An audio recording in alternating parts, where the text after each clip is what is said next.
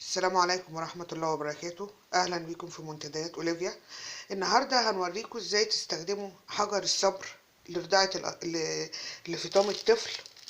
المشكلة في الحجر ده يا جماعة إن العطار أو النصايح العادية بتقولك تحطيها تحت الحنفية، وتروحي واخدة اللي هيطلع منها تدهني بيها صدرك وتأكلي وترضعي الطفل عادي. ده الحجر اللي انت بتجيبيه من العطار.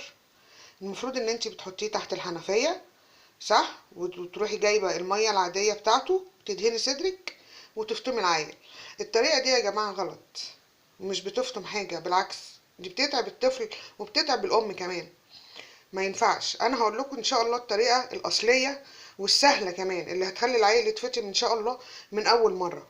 انت بتجيبي الحجر ده اهو، بتحطيه في الكيس بتاعه عادي، وتروحي دقاه بايد هون، بشاكوش، باي حاجه، دقه بسيطه قوي مع معلقه ميه بسيطه.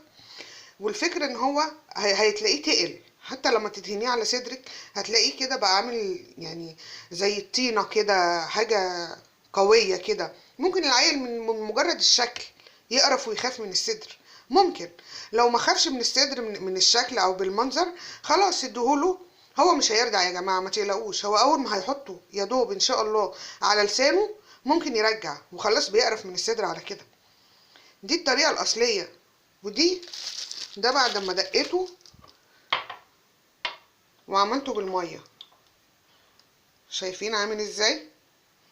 شوفوا، بصوا،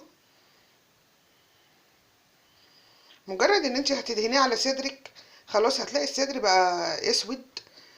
شايفين المنظر عامل ازاي؟ ممكن الطفل يخاف اصلا من منظره من غير ما يحطه في بقه.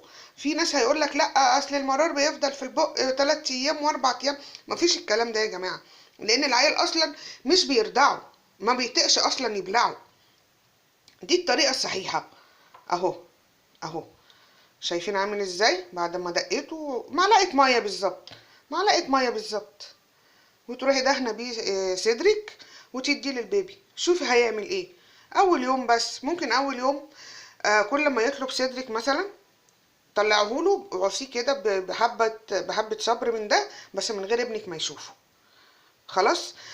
تاني يوم هيكون خلاص العيل ابتدى ينسى. طبعا هتكوني بقى محضره جنبه مثلا اللبن، الميه، الزبادو، الزبادي بالفواكه، الفواكه، الكلام ده كله عشان العيل ينساكي. ولو معاكي مثلا والده او والدتك هيسهلوا عليكي المأمورية اكتر. تاني يوم ان شاء الله ممكن تديهوله تاني، بس يعني لنص اليوم بس. بعدين بعد كده خلاص ما تديهولوش، تقولي له خلاص كخ، مش حلو، ده وحش. هتلاقي على تالت يوم ان شاء الله هتلاقي العيل نسي وخلاص، هو اللي مش عايز اصلا يشوف صدرك. لكن حته ان انت تجيبي الحجر وتحطيه تحت الحنفيه وتعصيه حاجات بسيطه والكلام ده كله ما بينفعش يا جماعه. دي الطريقه الصحيحه ان شاء الله لطريقه استخدام حجر الصبر او حجر المر لفطام الاطفال. اهلا بكم في منتديات اولivia. مع السلامه.